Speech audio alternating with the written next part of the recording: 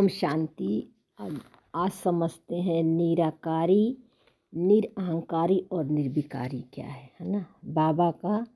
बाबा हर मुरली में ही बनते हैं, निराकारी, निरअहंकारी और निर्विकारी बनो बच्चे। तो निराकारी का रियल मीनिंग क्या है, यथार्थ मीनिंग क्या है, इसको समझते हैं, है ना।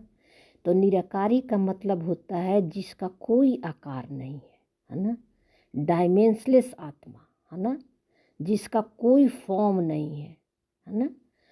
हर थॉट का आकार है। आप एक भी संकल्प कीजिए, कितने सारे आकार, उसका चित्र और दृश्य आपके सामने खड़े हो जाते हैं।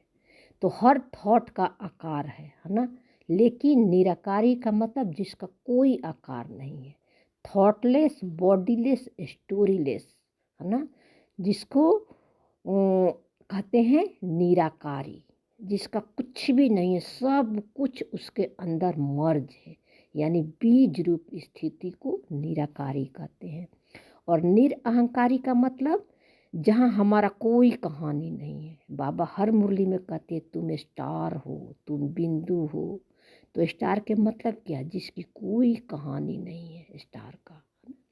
और बिंदु का भी हमने एक इसके पहले जो वीडियो बनाई है उसमें बिंदु किसे कहते हैं इसका अच्छी तरह से बाबा ने क्लियर करा के रिकॉर्डिंग कराई है, तो वो आप सुन लेंगे, है ना। तो बाबा बोलता है कि सिर्फ आत्मा जो है हर पार्ट को प्ले करती है संगम युग पर, लेकिन किसी पार्ट से पहचान नहीं बनाती है ना। सारे संस्कार उसको दिखते हैं, सारे संस्कारों को साक्षी होकर देखती है, लेकिन आत्मा एक भी थॉट, एक भी संस्कार में मैं और मेरा नहीं लगाती है। सिर्फ और सिर्फ बाबा के थॉट को यूज करती है, जिसमें मैंपन नहीं है। ये है निरअहंकारिता, है ना। बाबा के थॉट मतलब जिस कर्म में मैं और मेरापन नहीं है, उसको निरअहंकारिता कहते हैं। क्योंकि ये तीनों हमको संगम युग पर ही बनना है, निराकारी, निरअहंकारी और निर्विकारी। तो संगम युग पर तो प्रैक्टिकल जीवन में कर्म तो करना पड़ेगा ना। तो कर्म करने के लिए हमें व्यवहार में, प्रैक्टिकल जीवन में आना भी पड़ता है। तो कोई भी कर्म करेंगे बाबा के साथ तो उसमें मैं और मेरापन नहीं लगाएंगे।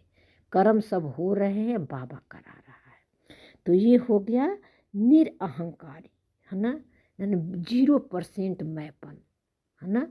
मैं अहंकार कैसे आता है, पर्सन आइडेंटिटी के कारण अहंकार आता है, बॉडी कॉन्शियस के कारण अहंकार आता है कि मैं कर रही हूँ। तो ये खत्म हो जाता है, ये मर्ज हो जाता है ना। हम बाबा के दृष्टि से बाबा के साथ कंबाइंड होकर हर कर्म करते हैं, तो ये आत्मा निरअहंकारी है। और जिस कर्म में मैंपन है ही नहीं, है ना, तो वो क्या हुआ, आत्मा निर्विकारी है, सारे विकारों से वो मुक्त है, कोई विकार कर ही नहीं सकती। जब आप सोल कॉन्शियस में काम करोगे तो कोई विकर्म हो ही नहीं सकता।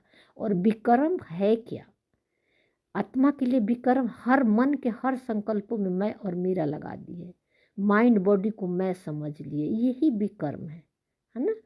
और सुकर्म क्या है, आत्मा अपने की जागृति हो गई, अपने सोल कॉन्शियस में आ गई, है ना। तो आत्म जागृति भी हो गई और आपका कर्म भी सुकर्म हो जाता है। क्योंकि आत्मा का स्वधर्म है शांति। तो आत्मा तो शांत स्वरूप अपने स्वधर्म में है। तो शांति का मतलब ये नहीं है कि आपका मन भी शांत हो जाएगा। मन में सारे हलचल चल रहे हैं, लेकिन आत्मा साइलेंस में है, इसको कहते हैं शांति। ये आत्मा का शांति स्वधर्म है। शांति मतलब साइलेंस, साइलेंस मीन शांति। इस स्वधर्म में जो आत्मा टिकती है वही आत्मा निराकारी, निरअहंकारी और निर्विकारी बनती है संगम युग पर बाबा के साथ। ओम शांति।